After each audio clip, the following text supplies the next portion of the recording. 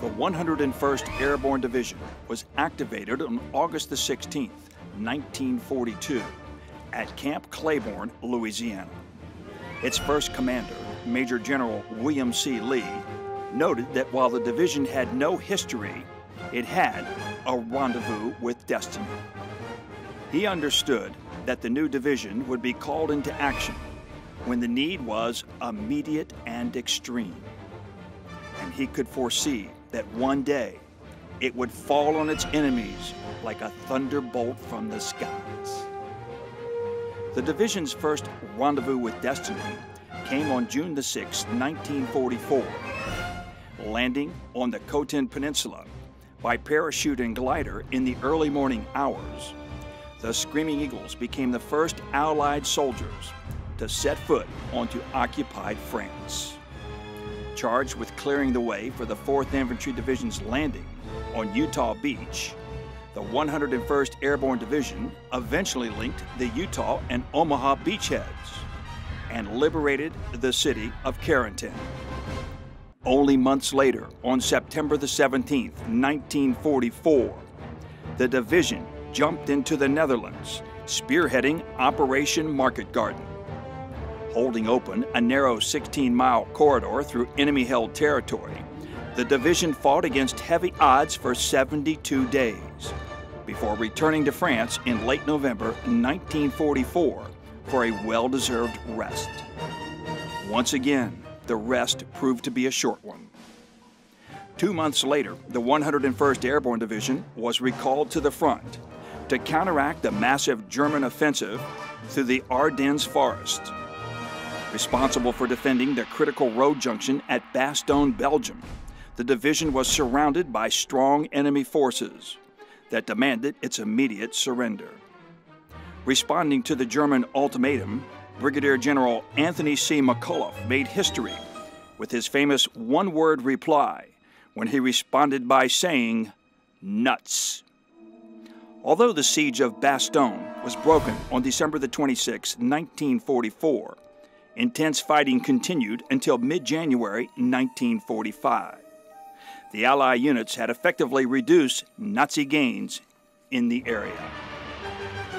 Attacking into the heart of Germany through the Ruhr Valley, the 101st Airborne Division pursued retreating German forces into Bavaria. In spring 1945, the Screaming Eagles liberated the Landsberg concentration camp and Hitler's mountaintop retreat in Berchtesgaden. With the war over and a noteworthy history already behind it, the 101st was inactivated on November the 30th, 1945. The immediate post-war period marked an intermittent existence for the Screaming Eagles, with several reactivations and inactivations at Camp Breckenridge, Kentucky, and later Fort Jackson, South Carolina.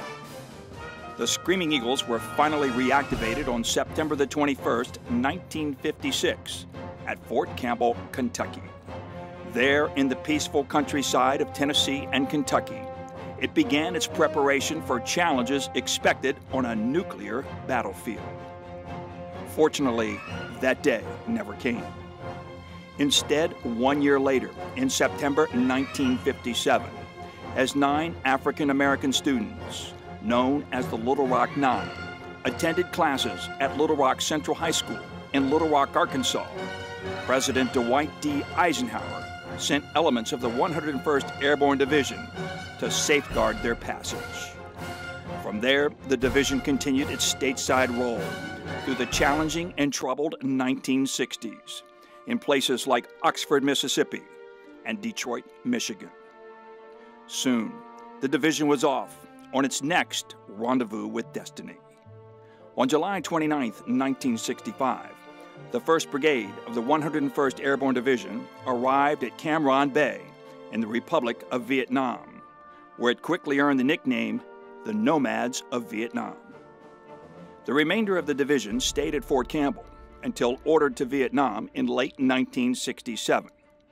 During the enemy's ill-fated Tet Offensive, the Screaming Eagles were involved in combat operations from Saigon to Quang Tri Province. Later, the division settled into Tuo Tien Province, where it continued offensive operations.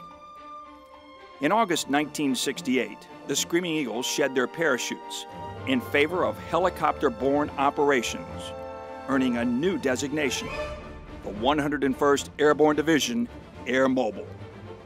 Following another successful campaign, the division began its redeployment from the Republic of Vietnam in the fall of 1971.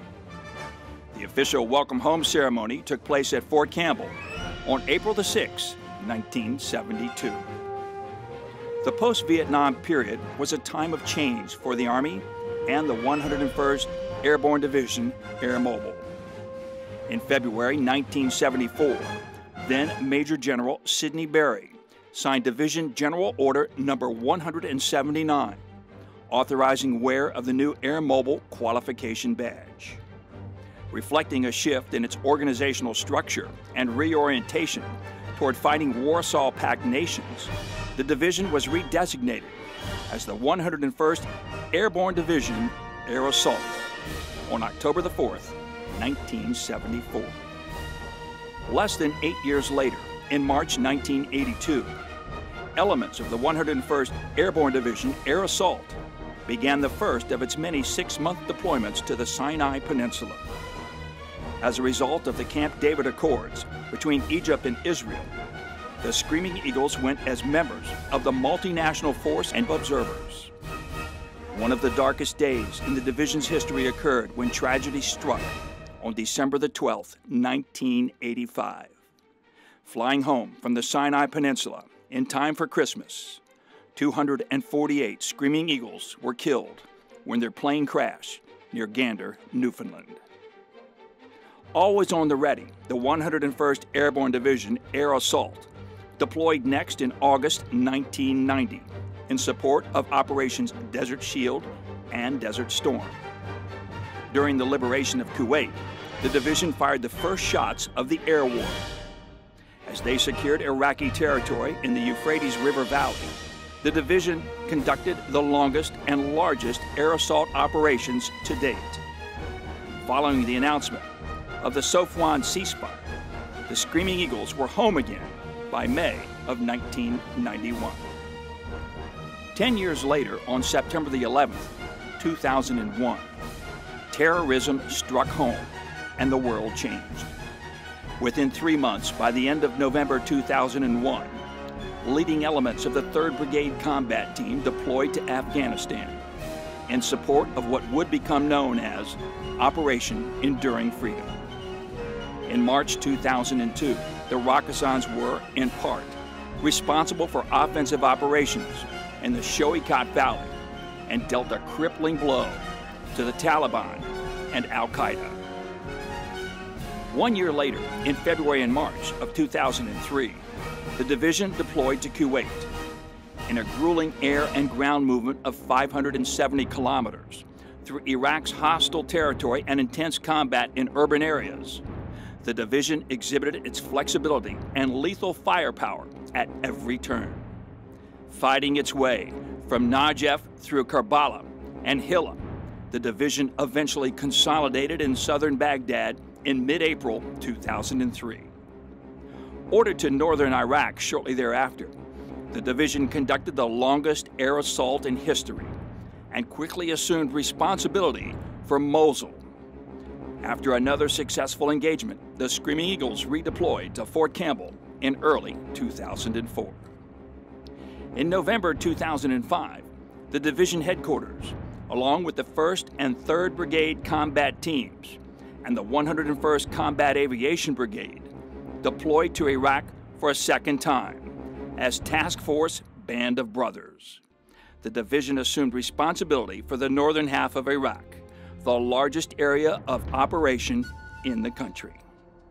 Under the Army's new modular structure, 2nd and 4th Brigade combat teams and the 159th Combat Aviation Brigade were attached to other multinational division or multinational force commands elsewhere in Iraq.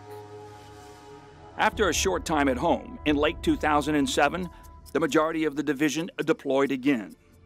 This time, the 1st, 2nd, and 3rd Brigade combat teams and elements of the Sustainment Brigade deployed independently to Iraq, where each served under the command of different multinational divisions. The 101st Combat Aviation Brigade deployed to Afghanistan and was eventually relieved by the 159th Combat Aviation Brigade. These units were followed by the division headquarters the following spring. In March 2008, the division headquarters and its Special Troops Battalion joined the 4th Brigade Combat Team and the 101st Sustainment Brigade in Afghanistan in support of Operation Enduring Freedom. As Combined Joint Task Force 101, the warriors of the 101st trained Afghan National Security Forces, where side by side they pursued insurgent groups wherever they could be found. After a brief respite at home, the Screaming Eagles began training for its most recent rendezvous with destiny. When planning the surge in Afghanistan, the Army characteristically relied on the 101st Airborne Division Air Assault. In support of Operation Enduring Freedom, for the first time, the entire division was deployed to Afghanistan. Although divided between two major commands, Regional Command East and Regional Command South, the division brought its unique capabilities and tenacious reputation to the battlefield. The objective was to help Afghanistan provide security for its people and resume its rightful place among the peaceful community of nations. As we take time to reflect on our division's great history and its accomplishments, our thoughts remain with those units still engaged in combat operations in Afghanistan. Above all, we bear the memory of the Screaming Eagles who made the ultimate sacrifice. In a land where liberty and freedom have been earned and preserved, the Screaming Eagles of the 101st Airborne Division Air Assault remain trained and ready for their next rendezvous with destiny.